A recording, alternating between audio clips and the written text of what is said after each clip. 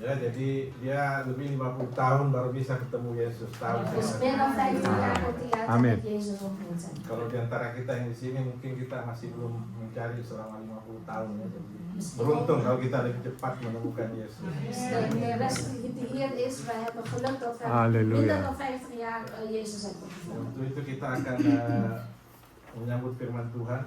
En we gaan zo meteen Gods woord ontvangen. Kita akan berdoa. Ja, dan gaan we bidden. Ya, Tuhan, terima kasih Tuhan untuk hari ini Tuhan. Heer, dank u wel Heer voor vandaag. Di mana Engkau gitu baik Tuhan. U bent zo goed Heer. Engkau masih memberikan kami kesempatan U geeft ons nog de kans Heer. untuk berkumpul di rumah-Mu Tuhan. Om bij elkaar te komen in uw huis. Untuk memuji dan membesarkan nama-Mu. Om uw naam te loven en te prijzen. Kalau sebentar Tuhan firman Tuhan akan disampaikan En Heer, wanneer zo meteen Gods woord gebracht gaat worden. oleh hamba-Mu Bapak Ian, Door uw dienstknecht Moeder Ian. biarlah Tuhan Kau mau urapi dia Tuhan. Heer, wilt u hem zelf Sehingga apapun yang disampaikan Tuhan zodat wat hij ook gaat doorgeven, Heer, benar-benar datang daripada Engkau Tuhan. werkelijk van u afkomt. Dan juga menjadi berkat buat setiap daripada kami. En ook de zegen wordt voor ieder van ons. Kami juga berdoa buat gereja anak-anak. En wij willen ook graag bidden voor de kinderkerk. Kau juga mau berkati, urapi satu persatu Tuhan. Dat u ook hen één voor één mag zegenen en zalven, Heer. Mulai dari guru-guru sekolah minggu Vanaf de onderwijzers serta anak-anak yang akan mengikuti. en de kinderen van de kinderkerk. Karena anak-anak adalah harapan kami Tuhan. Want de kinderen zijn onze hoop, Heer. Kami juga berdoa Tuhan buat Bapak Gembala kami En wij bidden ook, Heer, voor onze voorganger, yang sedang melayani di Groningen. die in Groningen aan het dienen is. Biar juga Tuhan Kau selalu sertai dia. Heer, wilt u ook samen met hem zijn. Dan juga Kau mau pimpin dia Tuhan. En wilt u hem ook leiden, Heer, Pada saat kembali nanti dari Groningen ke Den Haag. als hij terugkeert van Groningen naar Den Haag. Terima kasih Tuhan. Dank u wel, Heer. Hanya di dalam nama Tuhan Yesus. Alleen in de naam van de Heer Kami Jezus sudah berdoa dan mengucap syukur. hebben wij gebeden en dank gezegd. Halleluja. Amin. Amen. Kinderen van de kinderkerk. Berkat.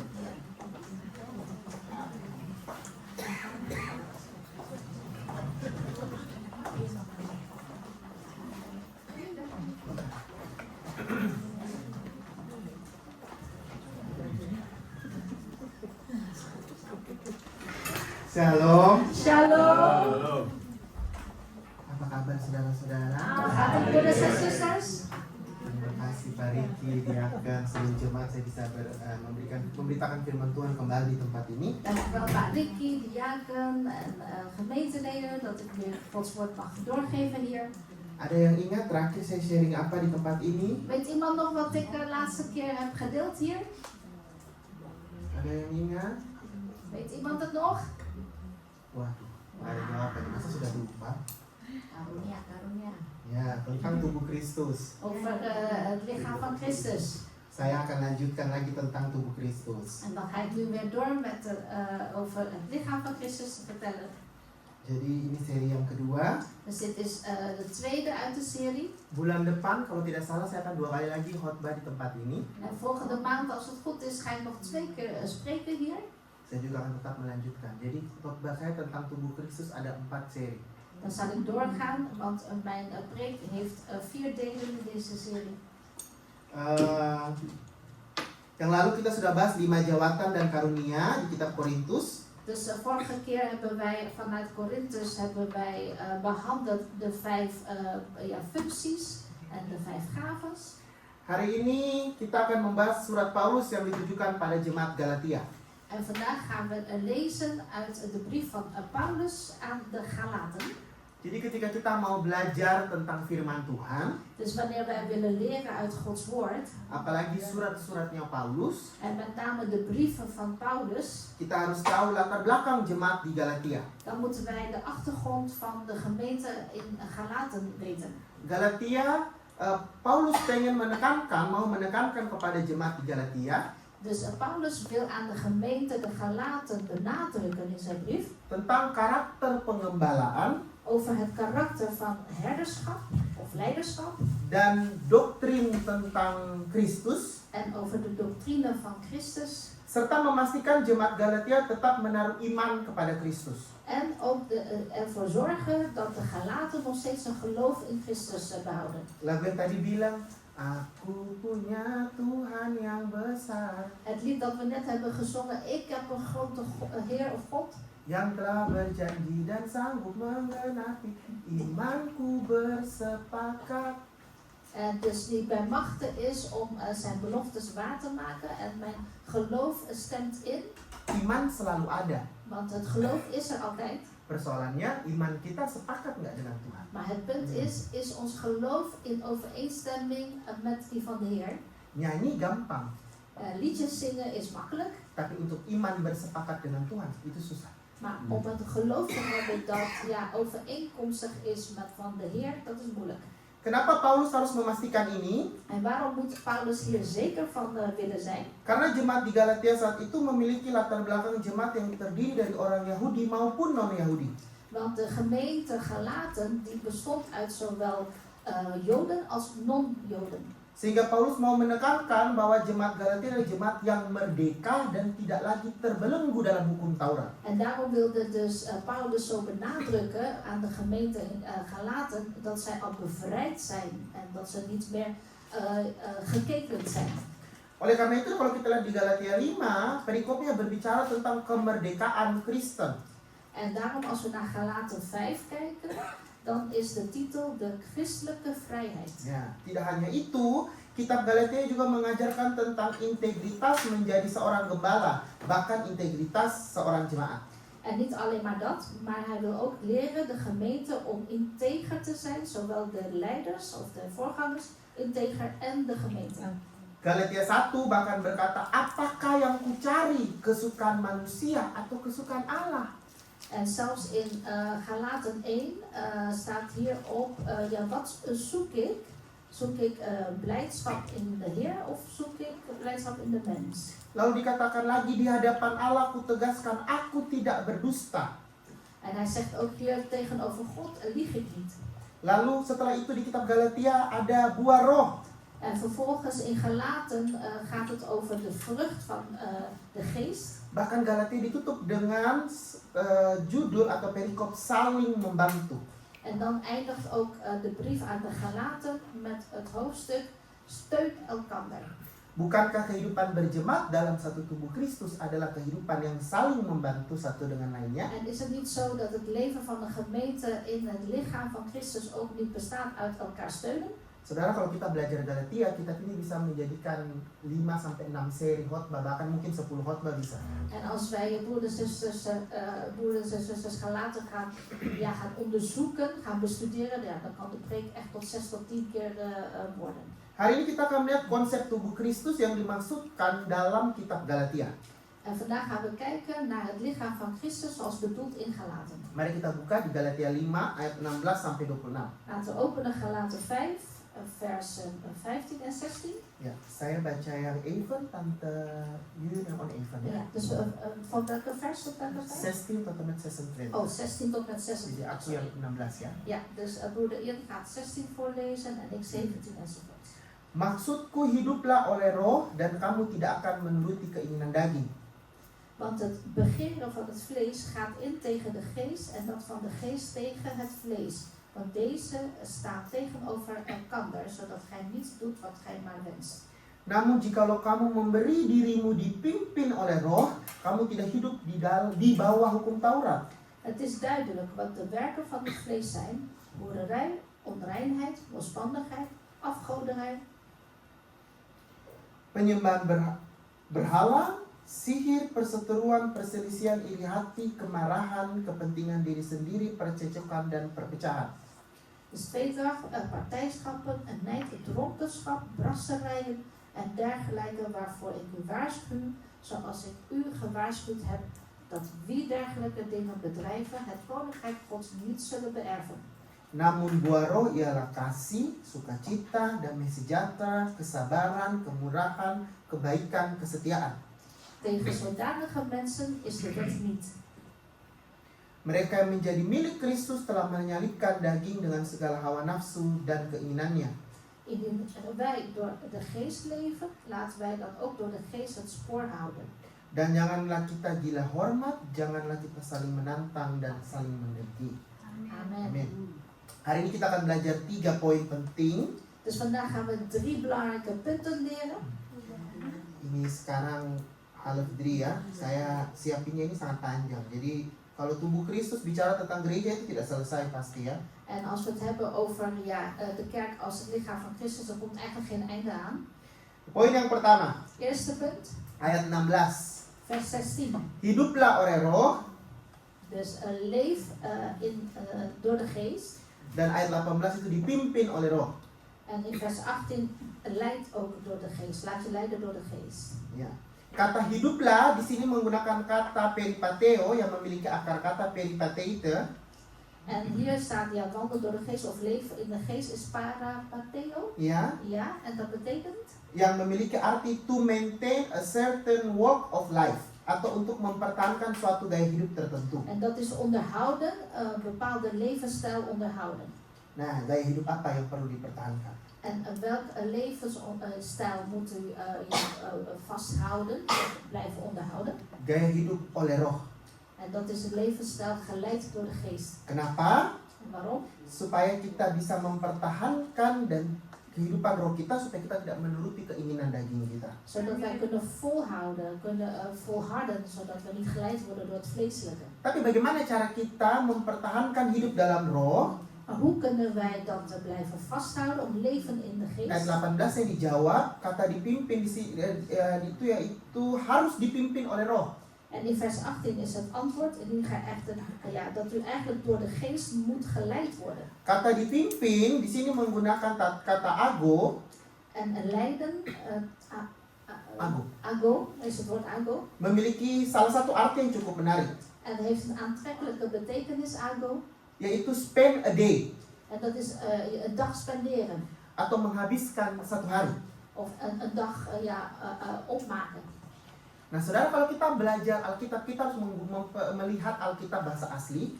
En broeders en zusters, als wij onze Bijbel lezen, dan moeten we ook terugkeren naar de oorspronkelijke taal. Sehingga kita bisa mengerti apa yang dimaksudkan. Zodat wij kunnen begrijpen wat er bedoeld wordt. Karena kata dipimpin Want het woord leiden of geleid worden itu memiliki berbagai banyak kata. heeft verschillende betekenissen. Tapi di sini dikatakan spend a day. Maar in deze zin betekent een dag spenderen. Makanya ketika kita berdoa setiap pagi, Tuhan pimpin langkahku, pimpin hariku. Dus daarom elke ochtend bidden wij van Heer, leid mijn stappen, Heer, leid mijn leven. Karena dipimpin oleh roh itu harus dilakukan setiap hari. Want geleid worden door de geest moet elke dag gebeuren. Sehingga orang Kristen, Zodat een christen, apalagi ketika kita membahas Galatia, en met name wanneer wij Galaten gaan onderzoeken of behandelen, kita bisa mengerti bahwa Paulus sedang mengatakan dan kunnen wij begrijpen, Paulus is eigenlijk aan het zeggen bahwa jemaat di Galatia perlu berdoa dan memperbarui iman mereka setiap hari. Eigenlijk zegt hij tot de Galaten, jullie moeten eigenlijk elke dag weer geleid worden door de Heilige Geest en je dag spenderen met hem. Jadi kita perlu memperbarui diri kita setiap hari untuk dipimpin oleh roh. Dus wij moeten elke dag weer ons leven vernieuwen om geleid te worden door de Geest. Makanya kalau kita bangun pagi, jangan lupa berdoa. Dus daarom als we opstaan, vergeet niet te bidden. Jangan sampai sudah terlambat, mesti pergi kerja, mesti ini, mesti itu, kita lupa berdoa. Laat het niet zo zijn dat u te laat bent en dat u vergeten bent om te bidden en bent al op het werk. Bukan cuma saudara, saya juga sekarang masuk kerja jam 7.30, jadi saya harus bangun kadang-kadang jam 5:30. Niet alleen maar u, maar ik zelf ook. Ik moet op kantoor zijn om 7:30, dus om 6 uur moet ik opstaan. Ini pun mengingatkan saya untuk memperbaharui iman saya setiap hari untuk berdoa kepada Tuhan. Maar dit herinnert mij weer om elke dag weer mijn geloof te vernieuwen en elke dag weer te bidden tot God. Nah, tubuh Kristus itu harus dipimpin oleh roh. En het lichaam van Christus moet ook geleid worden door de geest. Harus hidup dalam roh. En moet ook leven in de geest. Karena untuk mencari visi misi setahun ke depan, gereja butuh Roh Kudus. Want om de missie en de visie van het volgend jaar te kunnen bereiken, heeft de kerk Heilige Geest nodig. Untuk mencari tema retret gereja aja butuh Roh Kudus. En zelfs om een thema voor de retraite te zoeken of te vinden, heb je de Heilige Geest nodig. Buat saya tuh, ini terserah ya, saudara mau setuju atau enggak. Saya tuh paling tidak suka ya, apalagi kalau orang-orang lama ya, kalau mulai mau ibadah atau mau apa gitu, kita mengalir. ik hou er niet zoveel van. Ja, ik weet niet hoe het met u zit, maar bij sommige mensen voordat de dienst begint, gaan zij mengalir, gaan ze stromen. Ya, ya mengalir aja, nanti kita lihat. Ja, dan gaan ze eigenlijk een beetje met de wind mee. Ayo, laat maar hoe waait de wind, we gaan weer met de wind mee. Saudara-saudara, ujung dari aliran sungai itu air terjun loh, bahaya. En broeders en zusters, het einde van de rivier is het ravijn, dus erg moeilijk. Iya loh. Dan di Indonesia kalau kita ikut kelas-kelas leadership atau kelas-kelas asuransi, itu semua dibilang bahwa jangan sampai hidup kita ini asal mengalir. Aliran mana yang mau dibawa hidup kita ini? Dus we leren zelfs ook op de Bijbelschool van laat het niet zo zijn dat je zegt ja, ik ga met de stroom mee of met de wind mee. Nee, je moet echt duidelijke richting hebben. Waar naartoe wil je?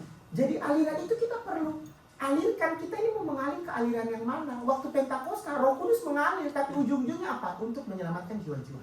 Dus het is heel belangrijk om te weten naar welke richting u gaat.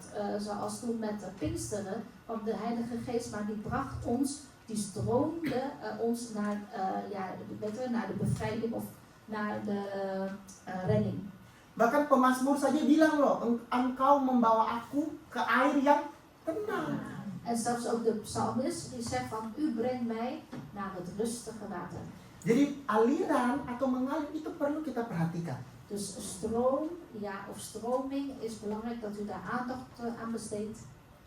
Jadi kita harus berubah, jangan lagi asal mengalir, tapi kita harus belajar tentang kemana kita harus mengalir. Dus wij moeten veranderen. We gaan niet zomaar met de stroom mee of met de wind waaien waar Iya, we met naartoe de gaan. wind waaien, ya. Maar we moeten echt precies weten waar we naartoe gaan. Ya, sama seperti pikiran kita sudah belajar beberapa minggu lalu tentang bagaimana kita berpikir, menjaga aliran pikiran kita. Zoals we een paar weken geleden ook hebben geleerd van hoe kunnen wij waken over de stroming of waar onze gedachten naartoe gaat waaien. Sehingga ketika kita bisa menjaga pikiran kita, menjaga aliran kita tidak gampang berpikir negatif tentang sesama tubuh Kristus. En daarom als we echt waken over waar onze gedachten naartoe stroomt of gaat waaien, dan kunnen we ook niet negatief zijn over het lichaam van Christus.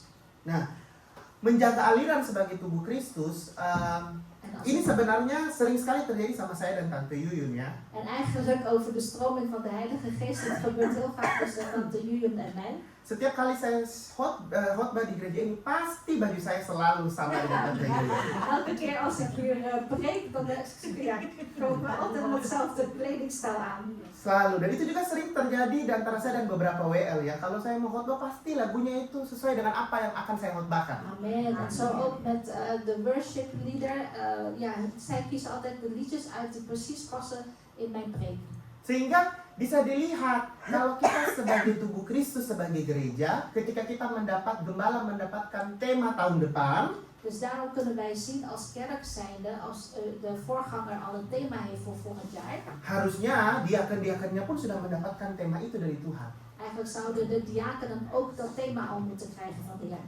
Saudara tahu konsep presiden kan?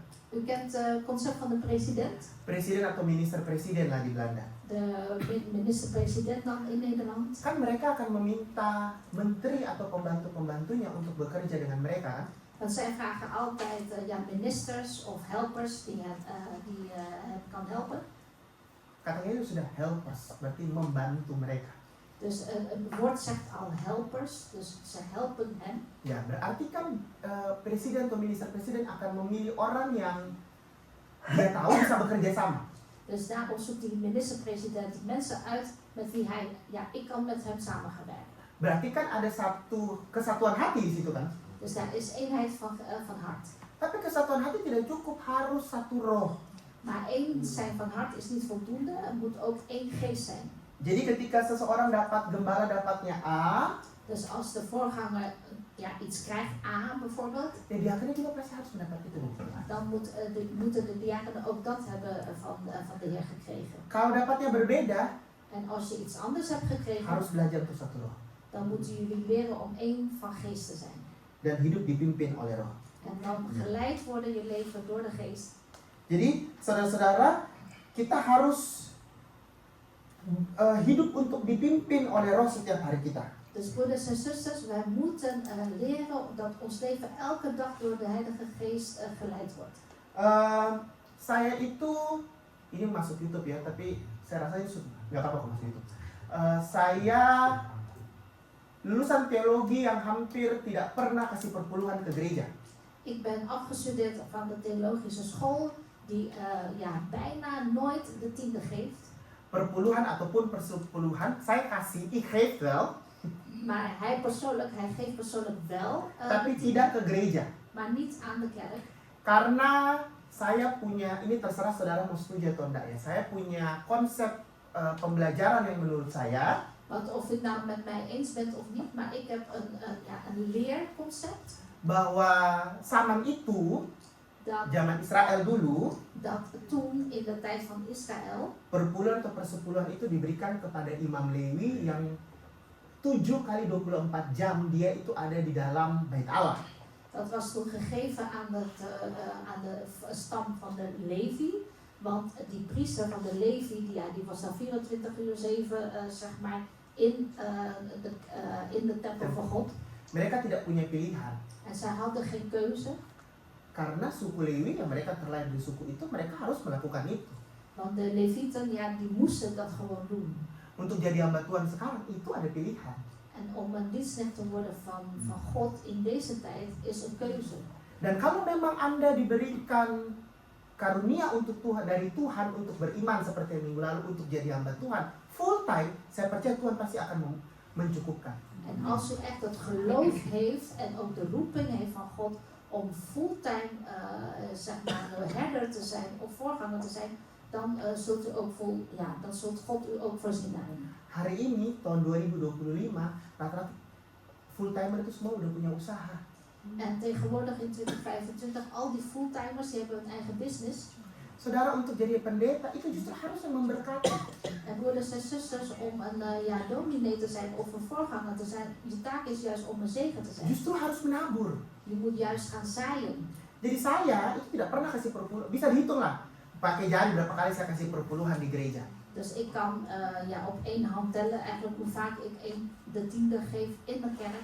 Tapi setiap kali saya terima gaji, Maar elke keer als ik mijn salaris krijg, saya karena melatih diri untuk hidup di dalam roh dan dipimpin oleh roh, en omdat ik mijzelf getraind heb om geleid te worden door de geest en in de geest te leven, saya udah tahu nih, hari ini terima gaji, berarti hari ini harus kasih perpuluhan di tempat yang mana.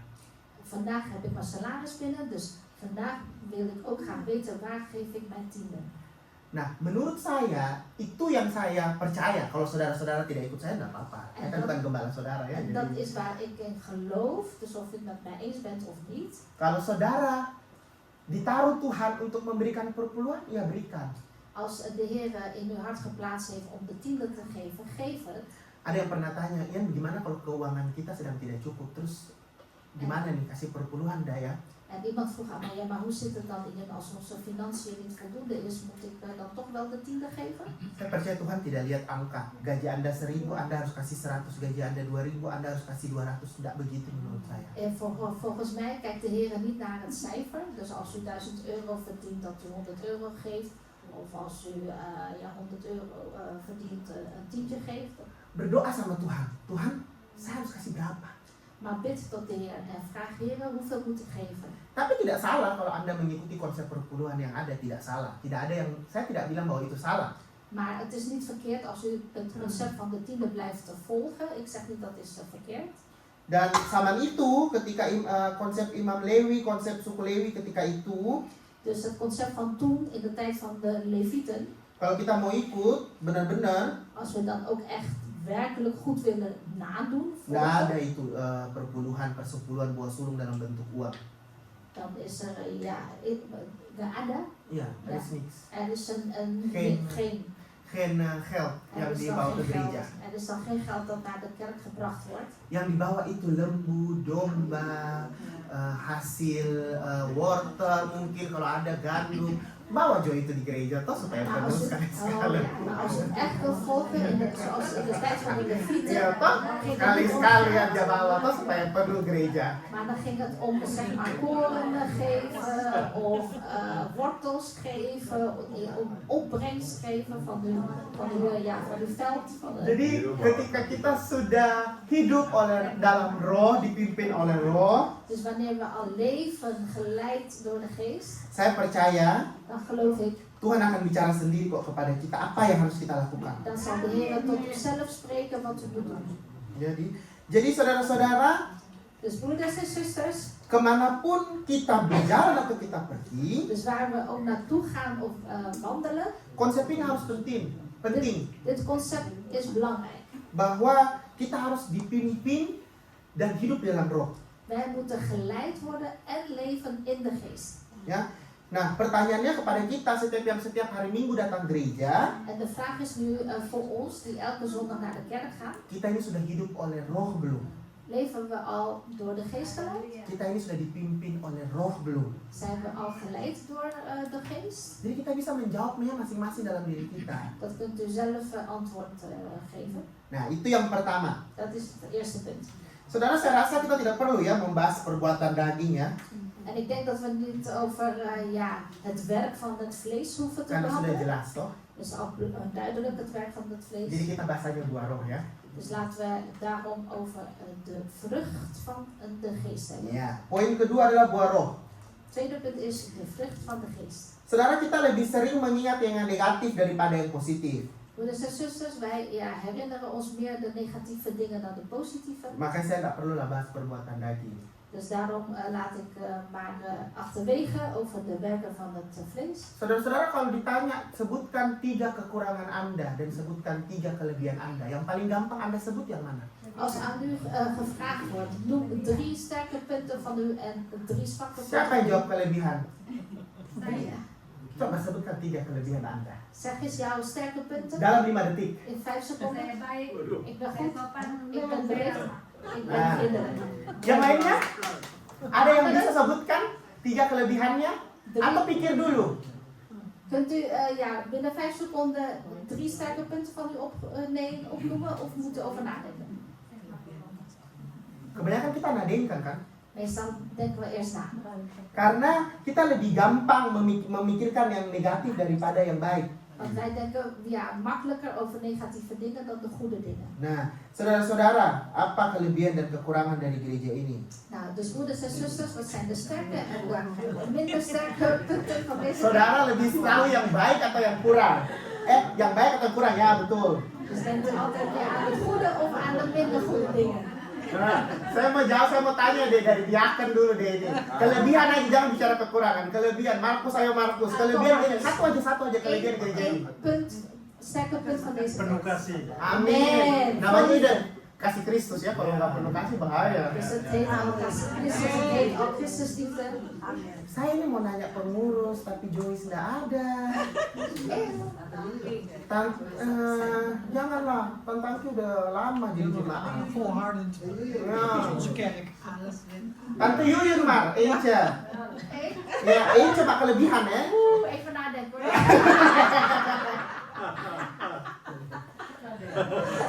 Nee, ik weet niet, deze kerk is royaal. Ja, Oké. Deze kerk is niet gierig. Nah, Deze kerk geeft goed. Asher deh, Tikan deh, 1 kelebihan gereja ini. Ada kan ya over deze kerk. Tadi udah berdiri. Nah, itu diri sendiri kan, ini gereja ini. Satu aja. Dari gereja ini. Sterke punt van deze Sterke kerk. punt. kita seperti family.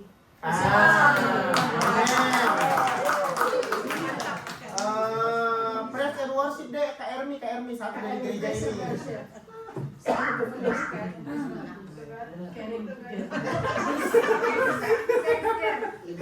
Ya, caring each other. Oke, belum ya? Belum. Belum, We hoor. geven op elkaar. Nee, belum. We geven op elkaar. Satu lagi deh, Nog 1 één. orang lagi. Nog één. Tim Bimmer.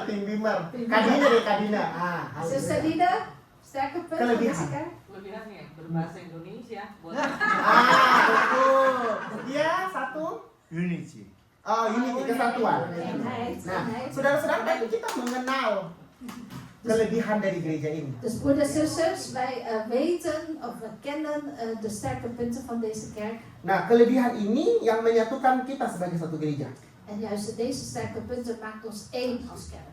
Nah, Galatia itu menuliskan beberapa karakteristik yang perlu dihasilkan oleh gereja atau tubuh Kristus. En Galaten die spreekt over wat je moet doen om te bereiken wat de kerk van Christus is. Nah, poin kedua itu adalah buah roh. En het tweede punt is daarom de vrucht van de geest. Saudara, ini buah roh atau buah-buah roh? Saya harus diperjelas dulu. Buah roh atau buah-buah roh? Is het nu de vrucht van de geest of de vruchten van de geest? Buah roh. Het is Jadi de cuma vrucht satu. van de geest. Dus één vrucht. Semuanya jadi satu. Semuanya jadi satu atau Alles is één. 9 macam jadi satu atau ada 9 buah roh? Is het dan 9 in één of zijn er toch 9 Één soorten? roh. Eén vrucht. Oke, saya kasih tahu saudara ya. Dalam bahasa asli kata buah di sini menggunakan kata karpos. In de oorspronkelijke taal, vrucht van de geest is karpos. Itu singular maskulin. Dat is mannelijk en enkelzijdig. Jadi itu tunggal satu. Dus dat is één. Jadi buah roh itu satu, Dus de vrucht van de geest is één, tapi memiliki 9 rasa. maar het heeft 9 smaken. Nah, jadi bukan apel yang rasanya apel, Dus het is niet alleen maar een appel die naar appel smaakt, tapi apel bisa jadi rasanya mangga, bisa jadi rasanya semangka, maar een appel die smaakt naar Sinaas. mango, Sinaas. en naar watermeloen en sinaas. Nah, berarti hanya satu buah yang menghasilkan berbagai macam rasa. Dus het is één vrucht die verschillende smaken heeft. Ada kasih, Er is de liefde, ada sukacita, de blijdschap, damai sejahtera, de vrede, kesabaran, langmoedigheid, apalagi kemurahan, vriendelijkheid, goedheid. ya kebaikan, apa tuh? Banyak situ kan? Nah, yang paling penting itu ada satu lagi, penguasaan diri. En nog belangrijker is zelfbeheersing. Sudahkah kita memiliki ini semua? Hebben wij dit allemaal al? Nah, sebagai tubuh Kristus En als lichaam van Christus yang dinamakan GKK, en de GKK, seharusnya eigenlijk zou het, kita memiliki buah roh ini. eigenlijk zouden wij deze vrucht van de geest moeten hebben. Buah roh ini bukan kita nikmati pada saat ibadah, En deze vrucht van de geest genieten we niet alleen maar tijdens de eredienst. tapi buah ini bisa kita nikmati ketika hari Senin sampai hari Sabtu.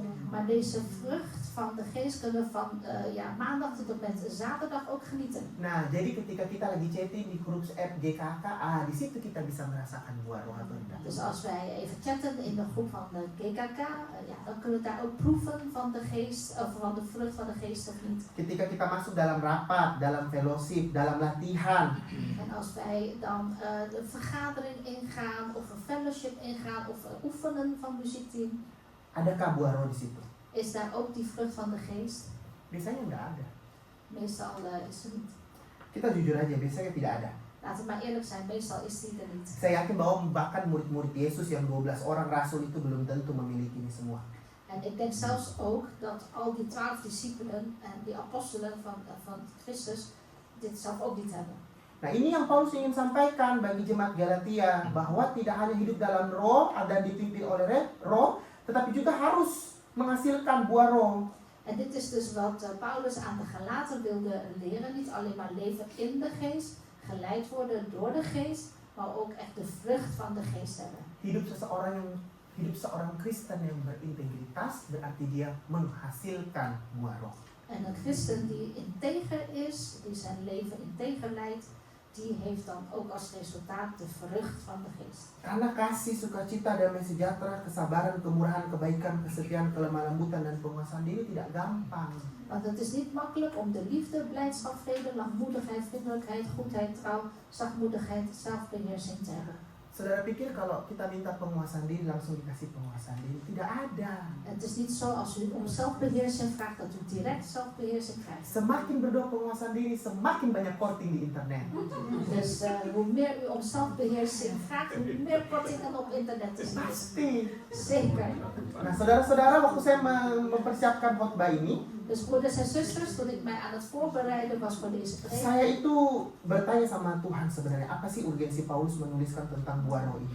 toen heb ik aan de Heer gevraagd, Heer, wat was toch de urgentie dat Paulus deze brieven aan de Galaten heeft geschreven? Saya mempersiapkan khotbah ini ketika saya itu lagi perjalanan ke Antwerpen untuk ketemu hamba Tuhan untuk tesis saya. En ik was tijdens de voorbereiding van deze preek onderweg naar Antwerpen toe om een dienstleger van God te ontmoeten die mijn thesis zou bekijken. Saya sekarang sudah jarang sekali naik kereta, jadi saya sebenarnya salah satu hobi saya itu adalah berpikir sambil melihat jalanan. En ik ga ook niet meer zo vaak met de trein, maar een hobby van mij is eigenlijk overdenken terwijl ik om me heen kijk. Jadi ketika di kereta itu merenung. Dus toen ik dan in de trein zat, was ik echt aan het overdenken. Saya akhirnya bertanya sama Tuhan, kenapa ya harus menghasilkan buah roh dalam hidup ini? En toen heb ik aan de Heer gevraagd, waarom is het zo dat je echt die vrucht van de geest moet hebben in je leven? Saya percaya bahwa 12 murid Yesus itu adalah rasul yang membangun gereja. En ik geloof ook dat die 12 discipelen ook de 12 apostelen zijn van Christus die de kerk hebben gebouwd. Dan saya percaya jauh setelah itu Paulus menuliskan bahwa kita harus menghasilkan buah roh dalam gereja. En daarna heeft Paulus dus die brief geschreven dat wij als kerk zijnde ook moeten resultaat hebben in die vrucht van de geest. Dalam buku yang saya baca, dalam perenungan saya, akhirnya saya mengerti kenapa Yudas bunuh diri. En in mijn overdenking en in de boeken die ik gelezen heb, begreep ik ineens waarom Judas zelfmoord heeft gepleegd. Setelah dia menjual Yesus, dia membunuh dirinya, menggantungkan dirinya. Nadat hij Jezus had verloochend, hij heeft schade verkocht, heeft hij zichzelf van het leven ontnomen. Coba Anda bayangkan, seorang Yudas setelah menjual Yesus yang adalah guru sahabat mereka. Dus kunt u zich voorstellen, Judas die zijn beste vriend of zijn meester heeft verkocht. Lalu tidak bunuh diri dan memperlihatkan dirinya kepada Petrus, Yohanes, Thomas. Bayangkan. En stelt u zich voor, als hij vervolgens daarna zichzelf liet tonen aan de andere discipelen. Akan membuka tangannya dengan mari Yudas datang. Tidak mungkin. Zou Petrus dan zo met open handen tegen Judas zeggen, kom Judas, kom maar hier? Nee. Apakah buah roh itu akan muncul? Komt dan die vrucht van de geest naar boven? Tidak mungkin. Dit is onmogelijk. Dan itu saya mulai berpikir bahwa iya ya, memang gereja membutuhkan atau tubuh Kristus itu membutuhkan buah roh. En daarom dacht ik, inderdaad, het lichaam van Christus moet die vrucht van de geest hebben. Yudas bisa saja dibunuh oleh murid-murid lainnya. Dus het had gekund dat Judas vermoord zou worden door de andere discipelen. Yudas akan hidup tenang. En zou Judas dan ook rustig kunnen leven? Yudas sudah menjual Yesus. Want Judas heeft Jezus al verkocht. Saya percaya hidup Yudas tidak akan tenang. En ik geloof hij zou geen rustig leven kunnen leiden. Kalau Anda boleh tahu, terakhirnya Yudas itu mengembalikan loh uangnya imam-imam itu. En voor u ter info, uiteindelijk heeft Judas ook al het geld teruggegeven aan de priesters. Apakah lewat kehidupan Yudas itu bisa dilihat buah roh? Dus zou uit het leven van Judas die vrucht van de geest te zien zijn? Apakah murid Yesus 12 orang yang lainnya bisa memberikan buah roh? Kita tidak pernah tahu. En zouden die 12 discipelen van Christus ook die vrucht van de geest hebben kunnen resulteren? Weten we niet. Sehingga kita bisa melihat bahwa berbuah roh sangat penting dalam kehidupan kita. Waardoor wij nu eigenlijk kunnen zien dat hoe belangrijk het is, die vrucht van de geest in ons leven. Dalam hari-hari ini gereja-gereja yang pecah, saya mempertanyakan akhirnya apakah mereka memiliki buah roh dalam pelayanan mereka. Dus ik vraag me af, de laatste tijd wanneer kerken uit elkaar gaan, hebben ze wel die vrucht van de geest. Karena ketika kita menghasilkan buah roh, walaupun perpecahan gereja ini terkadang juga Tuhan memang membolehkan itu terjadi. Dus stel je voor dat wij wel resultaat hebben, die vrucht van de geest, en ondanks dat God het toestaat dat we uit elkaar gaan mag, dat kan gebeuren. Apakah ketika perpecahan itu ada kasih yang kembali muncul? Maar tijdens het uit elkaar gaan, is er dan ook de liefde die tevoorschijn komt? Saudara-saudara, hari-hari ini gereja-gereja Protestan dan Katolik di Indonesia itu khotbahnya hari Minggu itu temanya sama loh. En broeders en zusters in Indonesië, zowel de protestantse als katholieke kerken, die preken elke zondag over hetzelfde thema. Karena pembawaannya berbeda tapi temanya sama. De manier van brengen is anders, maar het thema is wel hetzelfde. Karena mereka pengen mempersatukan tubuh Kristus kembali. Want zij willen graag het lichaam van Christus weer één maken. Saudara, semenjak Paus Leo ke-16, 16 ya, ya. Sinds de paus Leo XVI, Sebenarnya semenjak Paus Fransiskus yang eigenlijk kemarin, sinds Paulus, of de paus, Roma itu sudah ada loh ibadah karismatiknya. met de vorige paus, eigenlijk in Rome, is er al een charismatische dienst. Bahkan kemarin gereja karismatik Afrika ada diundang oleh Paus Leo. En paus Leo heeft zelfs een charismatische Afrikaanse kerk uitgenodigd. Saudara-saudara, ketika melihat gereja yang tua, Katolik bisa berdamai dengan Protestan, Dus kunt u zich voorstellen wanneer de oudste kerk, de katholieke kerk, vrede kan sluiten met de protestantse, apakah tidak sedih melihat Protestan dan Protestan tidak bisa bersatu? dan is het toch verdrietig dat de protestantse kerken niet één kunnen zijn. Saudara-saudara, orang Yahudi sendiri En broeders en zusters, de Joden zelf, itu sangat menghargai tafsir satu dengan yang lainnya. die waarderen tafsir, apa itu? Die waarderen... De Bijbel sih. Uitleggen. Ja, uitleggen. Ze waarderen zeer hoe de Bijbel uitgelegd wordt. Jadi orang Yahudi itu sangat menghargai tafsir. Dus de Joden die hechten echt veel waarde aan de uitleg. Nah, dalam kitab Talmud misalnya, mereka tuh bisa menuliskan semua pendapat para rabi. In Talmud, het boek Talmud, kunnen ze zelfs ook al de meningen van de rabbijnen bij elkaar brengen. Ya, jadi rabi A bisa berpendapat A, rabi B bisa berpendapat C, dan seterusnya. Dus rabbijn A die heeft een mening A, rabbijn B heeft een mening B.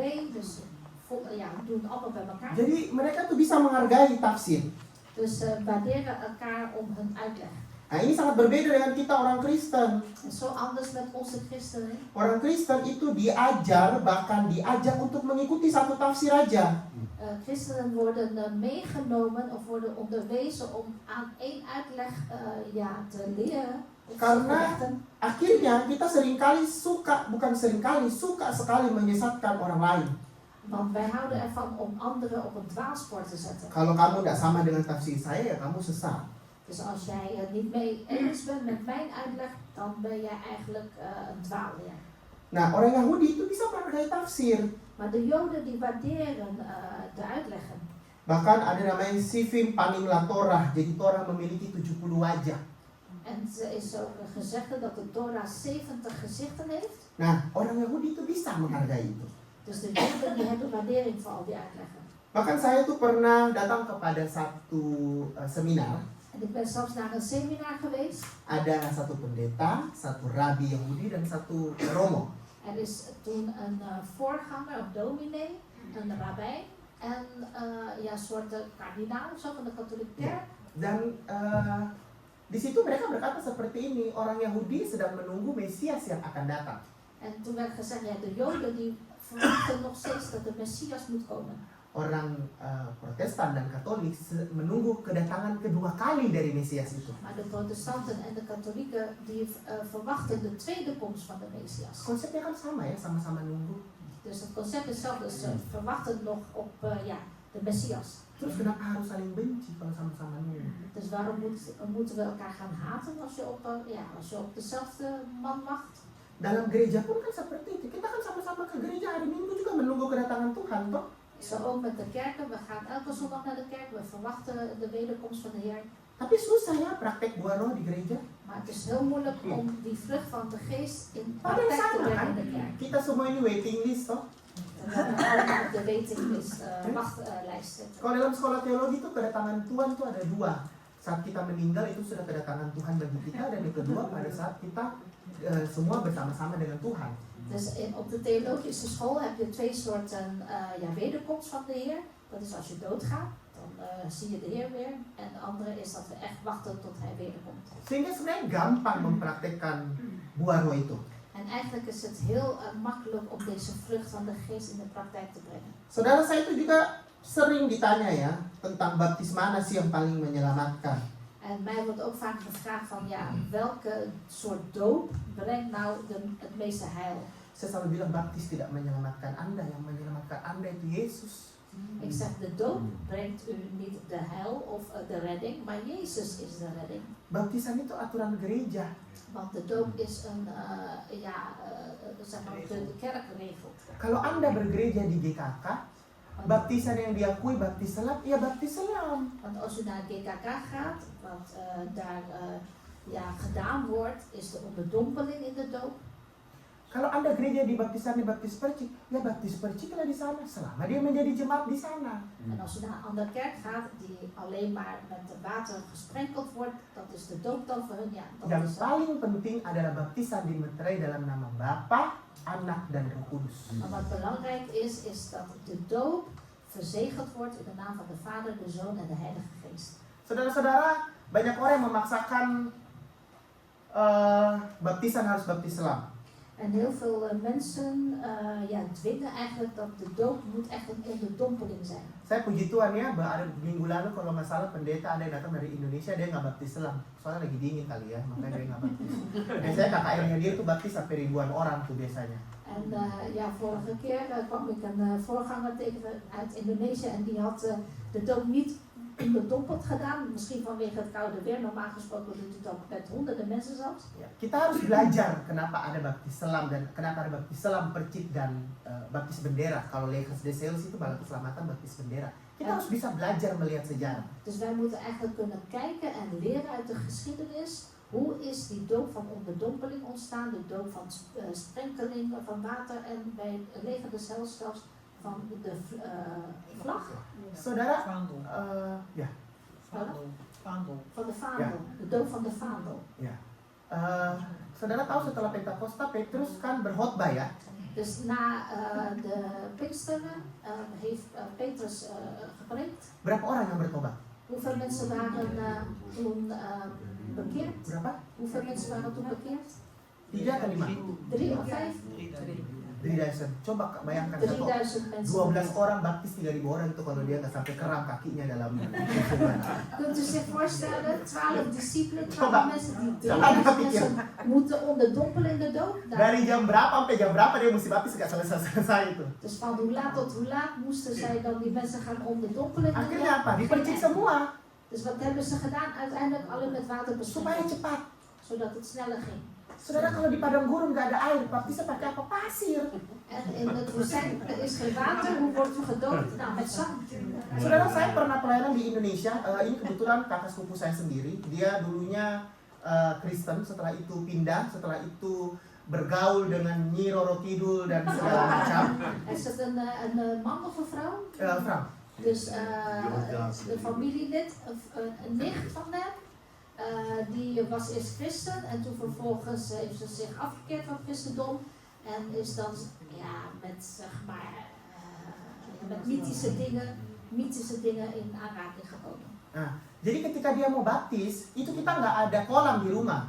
Dus toen zij besloot om gedoopt te willen worden, we hadden geen zwembad in huis. Dan dia pelepasannya itu, kita pikirnya cepat. Jadi kita pelepasan, ibadah pelepasan jam 5 sore, jam 11 baru dia berhenti kesurupan.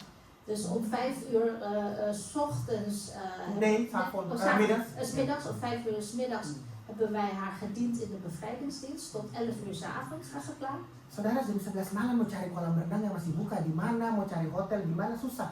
Jadi ketika itu yang kita lakukan adalah karena kita harus membaptis, ketika itu momen itu harus dilakukan, kita baptisnya baptis siram. Dus om 11 uur 's avonds, geen zwembad was open, geen hotel te vinden. Dus hoe gingen wij haar dopen? Jadi Want kita, ze moest gedoopt worden, dus alleen maar met water. nah kebetulan saya di situ, saya kan orangnya saya bilang sama suku saya, 1 kurang. Sebenarnya sama pendeta, Pak, 1 ember kurang, kasih 3 ember. Supaya benar-benar basah toh. Kita bilang, Pak, kita semua ini karismatik, Pak, 3 ember aja. Jadi kita baptisnya baptis siram. En toen heb ik tegen de dominee gezegd, ja, één emmertje is niet genoeg voor haar om te dopen. Ze moet echt nat worden, dus doe maar 3 emmers om haar te dopen. Jadi ketika kita membaptis dengan baptis siram. Dus toen hebben wij haar besprenkeld met water, dat was haar doop.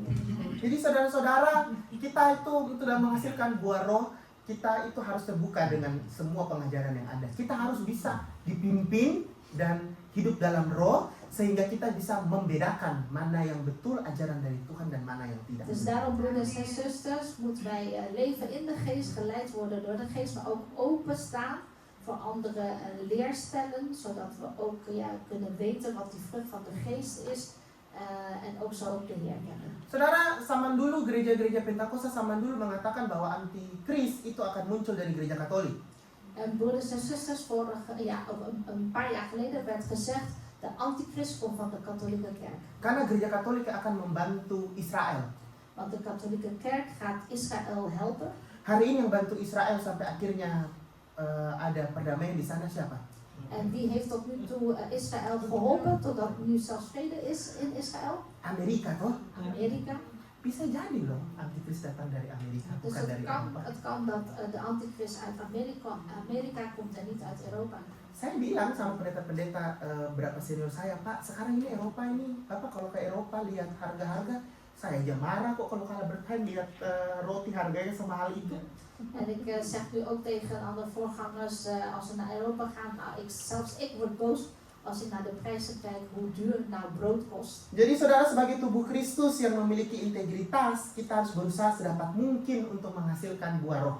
Dus broeders en zusters, om een integer christen te zijn, moet u echt uw best doen om die vrucht van de geest te hebben. Walaupun ketika kita berdoa, Tuhan berikan saya kelemah lembutan, En ondanks dat u gaat bidden en zegt, Heer, geef mij vriendelijkheid. yang kita dapat bukan kelemah lembutan, tapi kesempatan untuk menjadi lemah lembut. Dan krijgen we niet zozeer de vriendelijkheid aan zich, maar de kans om vriendelijk te zijn. Begitu juga dengan buah roh yang lainnya. En zo ook met de andere smaken van die vrucht van de geest. Amin. Amen. Masih kuat saudara? Bent u nog sterk? Satu poin lagi ya. Poin ketiga, milik Kristus. En dat is, het derde punt is bezit zijn of van Christus zijn. Ayat 24. Nah, ini yang terakhir, menjadi milik Kristus berarti ketika kita menjadi milik Kristus maka keinginan daging kita harus disalibkan. In vers 24, want wie Christus Jezus toebehoren, hebben het vlees met zijn hartstochten en begeerten gekruisigd. Nah, untuk ibu-ibu apa keinginan dagingnya? Dus voor de moeders, wat zijn uw begeertes van het vlees? Laki-laki juga, bapak-bapak, apa keinginan dagingnya? Voor de vaders of voor de mannen ook, wat zijn uw begeertes van het vlees?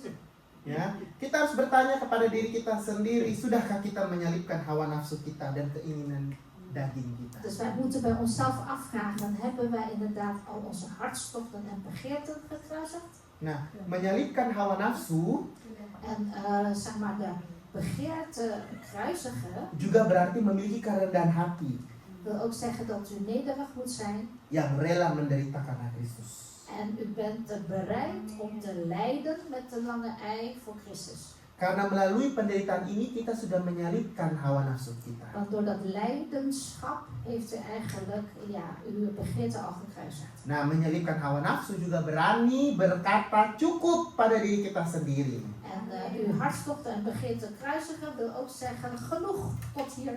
Nah, contoh cukup nih, cukup satu istri. Bijvoorbeeld, het is genoeg aan één vrouw. Cukup untuk tidak belanja. En het is genoeg om niet te gaan shoppen. Cukup untuk makan. Het is genoeg om te eten. Saudara, saya beberapa waktu ini sudah hampir 1 minggu saya itu lagi berusaha cukup untuk makan. En broeders en zusters, afgelopen week heb ik die instelling genoeg te eten. Saya lagi clean eat, jadi saya tidak makan nasi yang berlemak itu saya tidak makan. Saya hanya makan yang benar-benar seperti aardappel, daging yang direbus. Dus ik doe aan clean fit, dus ik doe geen vette dingen eten, geen rijst Beradik eten, ketawa. maar bijvoorbeeld aardappels eten, vlees dat gekookt is. Kita sedang melatih diri. Kalau melatih diri itu susah di awal. Dus dat is onszelf trainen. In het begin is het heel moeilijk om jezelf te trainen, Tapi lama-kelamaan bisa kok. maar na de hand lukt het wel. Kayak tadi malam saya makannya aardappel. Net als gisteravond heb ik aardappels gegeten, Nah, gebakken. jadi kita perlu Puree, aardappelpuree. Jadi kita perlu berkata cukup sama diri kita sendiri. Dus het is belangrijk om tegen uzelf te zeggen, genoeg, dit is genoeg. Saudara, kita Amsal bilang belajar untuk cukup itu, belajar dari makan. En in Spreuken staat ook om te leren wat genoeg is, kunt u leren het beste uit eten. Seperti menaruh pisau di leher, toh. Het is net als een mes tegen uw keel. Orang kalau bisa menjaga pola makannya, itu dia bisa cukup. Dus het is al voldoende als iemand zelfbeheersing heeft wat zijn eten betreft. Kalau pagi makannya ini, siang makannya ini, sore makannya ini selesai, dia bisa loh menjaga pola makannya. Tapi kalau pagi udah makannya pakai, siang full moon, terus malam ke Amsterdam New King, wah, kan itu setiap pasti belanja toh. Dus het is al goed als je het elke dag kunt beheersen. Ja, dit is mijn ontbijt, dit is mijn lunch, dit is mijn avondeten. Dat is al voldoende goed. In plaats van dat u 's ochtends al naar Factorie gaat, 's middags naar een ander Chinees en 's avonds naar Amsterdam gaat van een andere Chinees restaurant. Karena kan kita sering bilang kasih turun makanan, jalan masuk-masuk kan, jalan akhirnya kita masuk Zara, masuk Bangkok, beli. Nah, jadi kita harus belajar untuk berkata cukup sama diri kita Dus sendiri. wij moeten eigenlijk leren om tegen onszelf te zeggen, het is genoeg. Dus als je aan het wandelen bent in de stad, niet zomaar naar de Zara gaan, Bangkok gaan, genoeg. Boleh. Tidak ada yang melarang untuk belanja. Boleh. Het mag shoppen. Boleh. Uit eten mau sebulan 3 kali 4 kali boleh. Tapi Je mag ook uit eten gaan 3 keer of 4 keer per maand, maar orang Indonesia bilang jangan lebay. niet labai worden. Jangan sampai pergi makan karena udah 3 kali. Oh, saya sebulan ini coba boleh 3 kali ke makan di luar. Nasi gorengnya segunung di mejanya. Dus ga het niet overdam doen, zeg maar. Dat je zegt, ja, ik mag 3 keer per maand uit eten gaan, maar dat je echt bergen nasi goreng gaat eten. Ya, jadi kita harus bisa berkata cukup dengan untuk diri kita sendiri. Dus het is al goed als je tegen jezelf kan zeggen, het is genoeg zo. Ya, jadi mau gaji kita berapa sih UMR di Belanda? 2.500 lah. Mau gaji kita 2.000, kita harus bisa cukup dengan 2.000 itu. Dus als je 2000 euro verdient, ja, dan moet voldoende zijn die 2000 euro. Kalau ada yang gajinya 3.000 sampai 5.000, itu berkatnya mereka. Als iemand anders 3000 tot 5000 euro verdient, ja, dat is die zegen van die persoon. Karena manusia itu tidak pernah puas. Want Mau ja, lebih. de mens is nooit tevreden. Wil altijd meer. Kita mulai pikir, kalau gaji saya begitu berarti akan kesini, akan beli ini, akan beli itu. Manusia tidak pernah puas. De mens is nooit tevreden. Die denkt van, als ik zoveel verdien, dan ga ik daar naartoe, hier naartoe. Tapi ketika kita menjadi milik Kristus, Maar als wij eenmaal al van Christus zijn, toebehoren van. apapun yang kita lakukan dalam hidup ini, Dus als wij toebehoord zijn aan Christus, wat we ook doen in dit leven, itu untuk kemuliaan Tuhan. dat is de ere en glorie van de Heer. Saudara, ketika kita yang sering ke gereja, En broeders en zusters voor ons die vaak naar de kerk gaan, kalau kita di pekerjaan kita, di mana kita berada, orang itu harus melihat kita, hij is anders of zij is anders. dus als wij op het werk zijn, ja, dan moeten onze collega's kunnen zien, oh, hij of zij is anders. Kalau kita tidak berbeda, ngapain kita ke gereja? Want als wij niet anders zijn, ja, waarom gaan we dan naar de kerk toe? Hidup kita sama kok kayak orang dunia. Want ons leven is hetzelfde als de mensen van deze wereld. Bahkan mungkin orang dunia lebih bahagia daripada kita. Misschien zijn de wereldse mensen nog gelukkiger dan wij. Jadi hidup kita harus berbeda. Dus ons leven moet anders zijn. Ya, saudara, saya di pekerjaan saya, karena mungkin saya akan pindah afdeling, pindah tempat habis ini, saya itu ada beberapa kuliah saya bilang sama saya, Ian, kok kamu berbeda ya, selalu tersenyum, selalu ketawa. Jawaban saya singkat, one here Jesus in my heart. En op het werk, mijn collega's zeggen ook altijd tegen mij van, ja, Ian, je bent zo anders. Ja, want de Heer Jezus is in mijn hart. Kalau Tuhan ada dalam diri kita dan kita menjadi milik Kristus, Want als de Heer in ons leven is en wij zijn, of wij behoren toe aan Christus, kita harus berbeda. dan moeten wij anders zijn. Hari ini mungkin bisa jadi kita pulang dari gereja, kita kena serempet orang, bisa jadi kita marah. Kan. Het kan, als wij hier naar buiten gaan en iemand botst tegen ons aan of zo, ja, dan kunnen we boos worden, het kan. Tapi respon kita itu apa?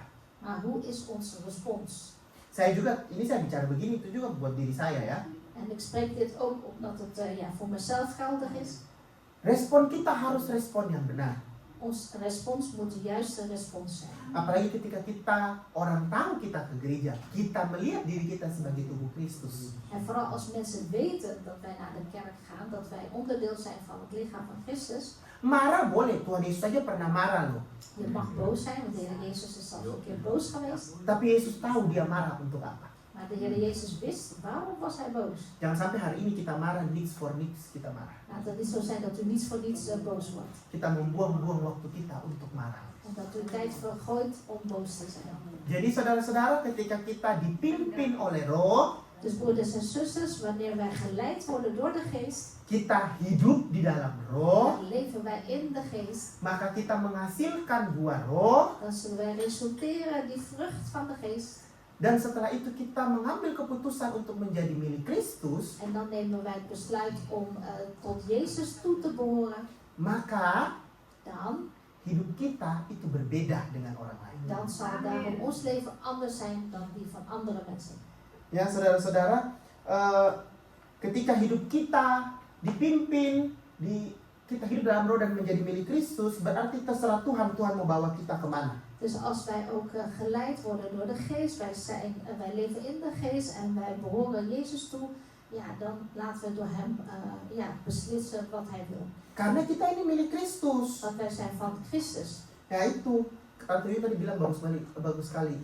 Hij doet wat hij wil in ons leven. Ja, dan doet hij wat hij wil in ons leven. Ya saudara, saya tidak pernah berpikir untuk sekolah teologi. Apalagi saya sudah tinggal di Belanda. Tidak pernah berpikir untuk pulang ke Indonesia untuk sekolah teologi. Dus ik heb nooit eerder gedacht om de theologische school in Indonesië te gaan doen, want ik Bahkan- woon in Nederland. Bahkan sampai master psikologi pun saya tidak pernah berpikir. En zelfs tot aan mijn masters in de psychologie heb ik daar nooit aan gedacht. Tapi saya selalu memiliki konsep bahwa ketika Tuhan sudah buka jalan, Maar ik heb altijd het concept wanneer de Heer al de weg heeft geopend. ketika Tuhan sudah menetapkan kita seperti itu, En als de Heer ons al op die plek heeft gezet of zo, jangan Anda yang pusing, jangan kita yang pusing. dan hoeft u zich nergens druk over te maken. Biar Tuhan yang druk makan. Laat de Heer zich maar druk maken. Ya, biar Tuhan yang atur, jangan kita. Pokoknya kita lakukan yang terbaik aja. Laat de Heer maar regelen wat Hij wil en wij doen het maar. Ya, karena saya yakin ketika kita menjadi milik Kristus, maka Tuhan yang pegang kendali atas hidup kita. Want ik geloof wanneer wij toebehoren tot Christus, dan heeft de Heer het stuur over ons leven. Ya, saya minta pemusik sama singer. En dan vraag ik nu de muzikanten, Ah. de zinger. Dan saya tuh sangat suka dari pasal ini ditutup dengan janganlah kita gila hormat, janganlah kita saling menampang, dan janganlah saling mendengki. En ik ben blij met het einde van deze brief. Wij moeten niet praalziek zijn, elkander tartend, elkander benijdend. Bahkan kalau kita lihat Galatia 6 judulnya apa? Saling membantu. En als we kijken naar het volgende hoofdstuk, hoofdstuk 6, is steunt elkaar. Jadi sebagai tubuh Kristus, Dus als lichaam van Christus zijn we. sebagai jemaat kita ditutup dengan apa? Saling membantu. Dus wat moeten wij doen als gemeente zijnde? Elkaar steunen. Nah, kita lihat kanan kiri kita. Orang di samping kanan kiri kita ini butuhnya apa? Dus laten we kijken naar links en naar rechts van ons. Wat hebben we nodig? Jangan langsung pikir uang. Nee, niet alleen maar geld. Tapi terkadang hari-hari ini orang di samping kita membutuhkan apa? Telinga kita untuk mendengarkan mereka. En soms hebben mensen om ons heen ons luisterend oor nodig. Dan sometimes En soms orang-orang di sekitar kita tuh membutuhkan kita memeluk mereka. Soms hebben mensen om ons heen onze knuffel nodig. Karena kita berkata di hari-hari akhir kasih menjadi dingin. Want in de Bijbel staat ook in de eindtijd wordt de liefde steeds koeler. Dan yang terakhir saya mau katakan ketika kita menjadi milik Kristus, En als laatste wil ik zeggen, wanneer wij al van Christus zijn en hem toebehoren, maka dari kehidupan kita dan zal ons leven, yang keluar adalah karakter Kristus. uit ons leven zal het karakter van Christus komen. Dan yang paling penting kita menghasilkan apa?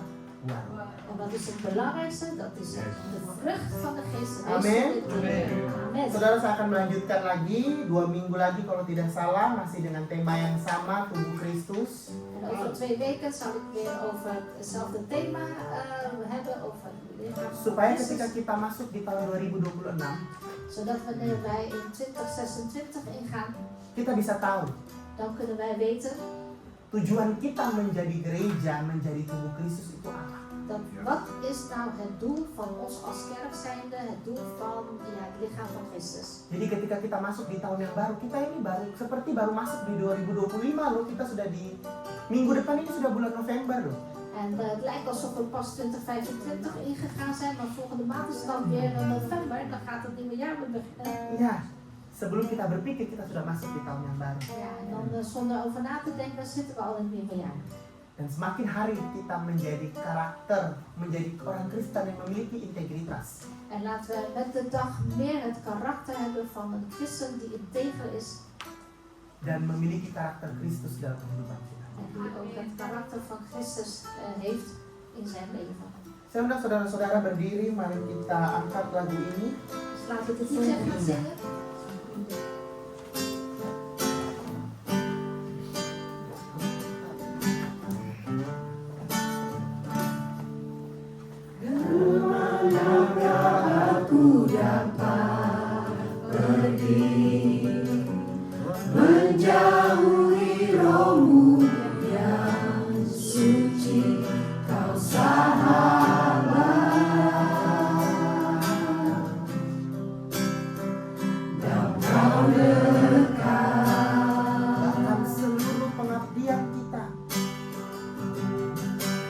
Bahkan seluruh pengabdian kita.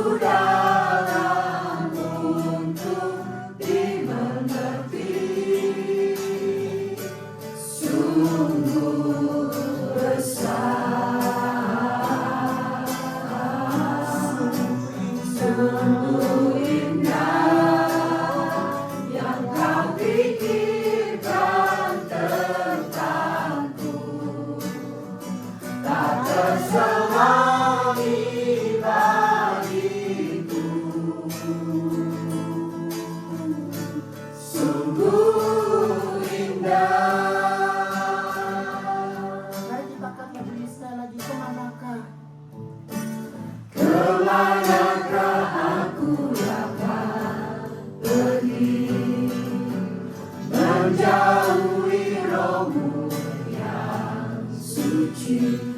Sahabat kita dan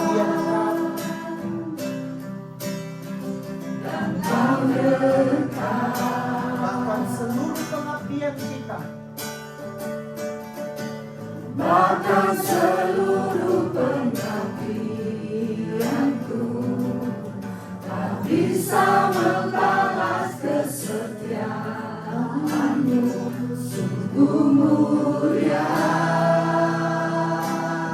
kita. Yang berharga. Sungguh besar pengorbananmu bagiku, terlalu dalam untuk dimengerti. Sungguh besar, sungguh indah yang kau pikirkan tentangku, tak terselami bagiku.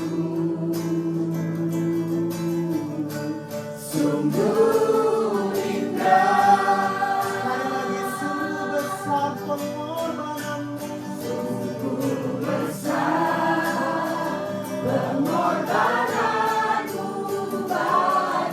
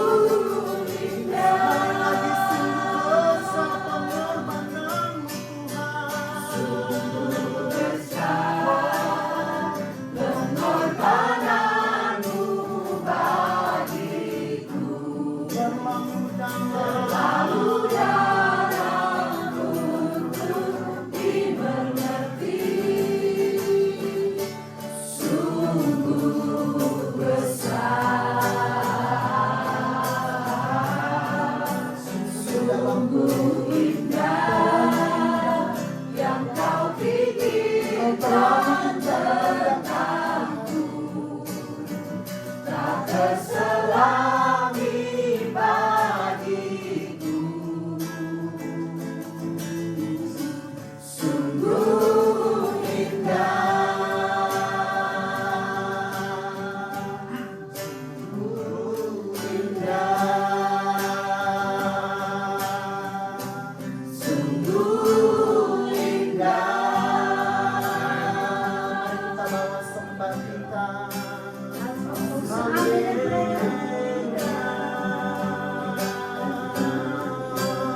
Engkau baik Tuhan, sungguh besar pengorbananmu. Haleluya, kami bersyukur. Tiada yang seperti Engkau dalam hidup kami. Haleluya.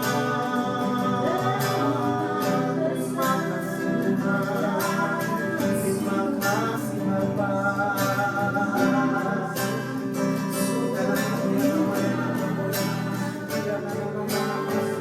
Haleluya, terima kasih.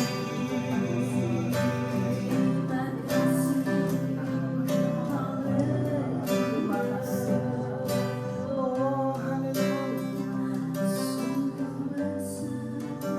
kasih Bapa. Terima kasih Yesus. Terima kasih Tuhan untuk hari ini Bapa.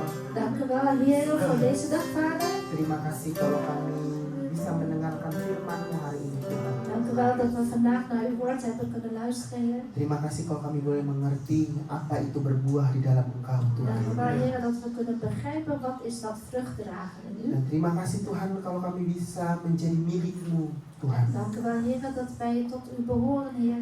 Terima kasih Tuhan untuk kesempatan hari ini Bapa. Dank u wel, Heer, voor deze kans, Vader. Kami tidak berhentinya mengucap syukur kepada Engkau. Wij zullen continu u dank zeggen. Terima kasih Tuhan. Dank u wel, Heer. Saat ini kami mau berdoa Bapa, En op dit moment willen wij bidden, Vader, supaya firman yang hari ini tertabur di tempat ini Tuhan, zodat het woord van vandaag echt ook gezaaid wordt, Heer. bisa bertumbuh bahkan berbuah dalam kehidupan En kami. ook zelfs kan gaan groeien en bloeien in ons leven. Kami mengucap syukur Tuhan Wij zeggen dank, Heer, untuk gereja ini Bapa, voor deze kerk, Vader. untuk setiap yang hadir hari ini Voor Tuhan. alle aanwezigen vandaag, Heer. Bahkan untuk Bapak Gembala juga yang sedang pelayanan.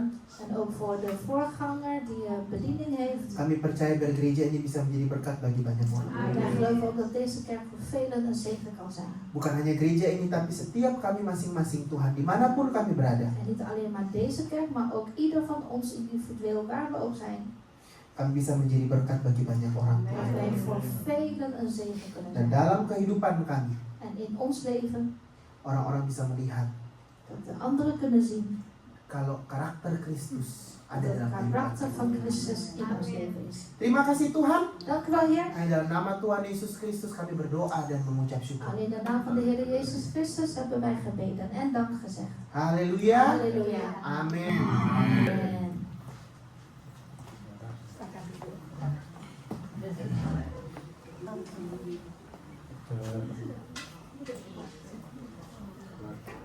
Kita akan menutup ibadah kita.